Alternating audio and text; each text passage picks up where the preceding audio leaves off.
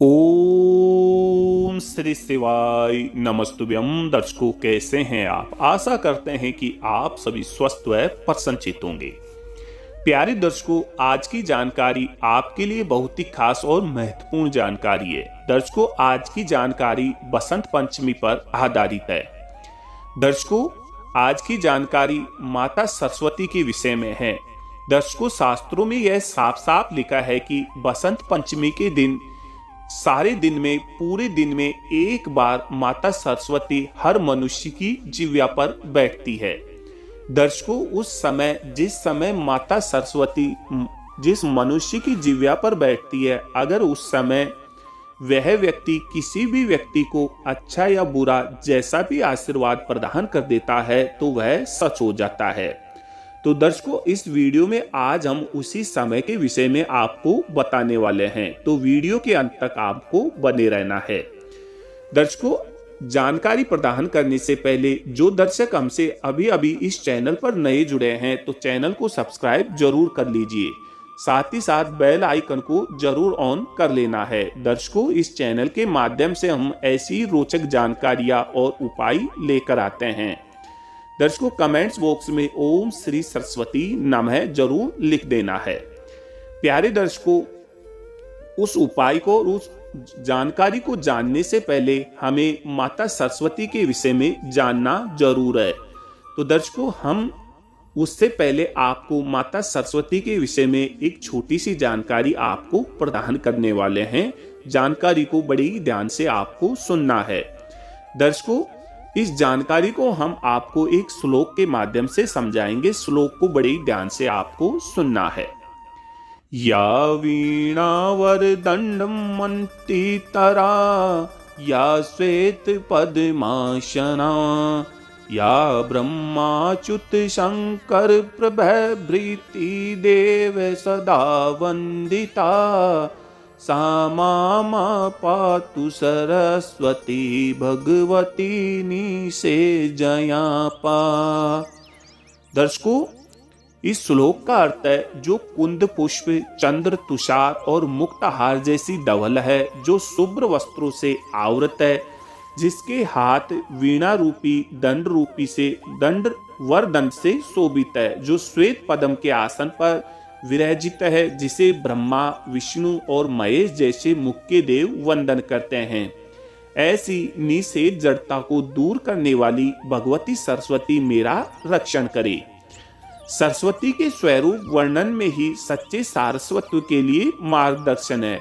सरस्वती कुंद, इंदु, तुषार, मुक्ताहार जैसी धवल है। सच्चा सारस्वत भी वैसा ही होना चाहिए। कुंद पुष्प सौरभ फैलाता है, चंद्र शीतलता देता है, तुषार बिंदु सृष्टि का सौंदर्य बढ़ाता है और मुक्ताहार व्यवस्था का वैभव प्रकट करता है।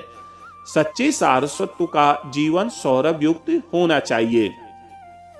दर्शकों, पुष्प की सुगंध जिस तरह सहज फैलती है, उसी तरह उसके ज्ञान की सुगंध शांति प्रदान करती है। उसी तरह सरस्वती का सच्चा उपासक अनेक लोगों के संतप्त जीवन में शांति का स्रोत बहाता है।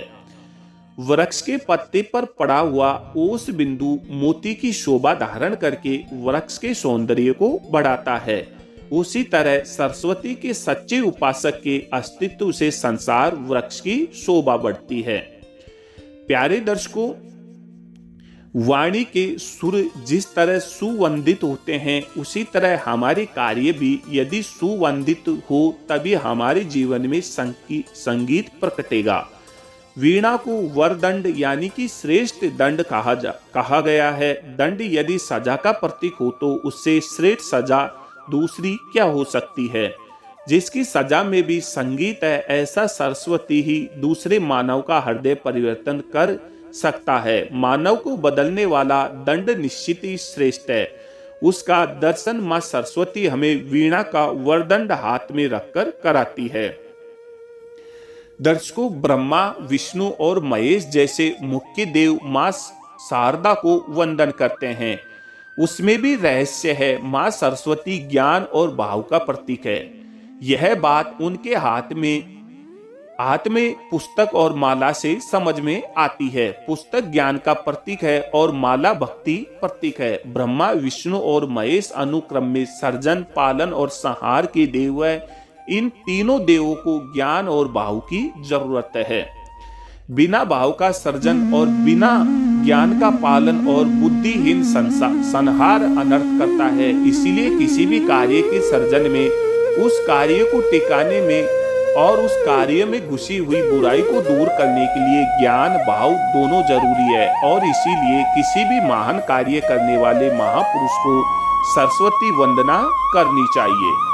तो प्यारे दर्शकों, ये छोटी सी जानकारी हमने आपको माता सरस्वती के विषय में दी। अब दर्शकों, महत्वपूर्ण जानकारी हम आपको देने वाले हैं कि किस प्रकार और किस समय पर बसंत पंचमी के दिन माता सरस्वती हर मनुष्य की जिह्वा पर बैठती है।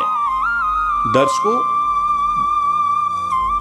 11:55 पर माता सरस्वती है जो हर मनुष्य की जिह्वा पर बैठती है। और इस समय जो व्यक्ति किसी भी व्यक्ति को आशीर्वाद प्रदान करता है, किसी भी प्रकार का आशीर्वाद दे देता है, तो वह पूरे साल में कभी भी है जो वह सच हो जाता है। अगर दर्शकों, आपके भी घर में कोई भी बच्चा बुद्धिहीन है और उसमें बुद्धि की कमी है या वो प्रतियोगी परीक्षाओं में सफल नहीं हो पा रहा है, तो आपको 11:55 पर उस बच्चे को एक आशीर्वाद जरूर दे देना है। देखना प्यारे दर्शकों, पूरे साल में वह आशीर्वाद कभी भी फलित हो सकता है और वह सच हो सकता है और उस बच्चे का जीवन सुधर सकता है। तो प्यारे दर्शकों, आपको याद रखना है 11:55 पर एक शुभ आशीर्वाद अपने बच्चों को, पड़ोसी के बच्चों को, रिश्तेदारों को या जिस किसी को भी आप देना चाहो दे सकते हैं। तो प्यारे दर्शकों, आज की यह छोटी सी जानकारी आपको कैसी लगी हमें कमेंट्स बॉक्स में लिख दीजिए। साथ ही साथ कमेंट्स बॉक्स में ओम श्री सरस्वती नमः जरूर लिख देना है।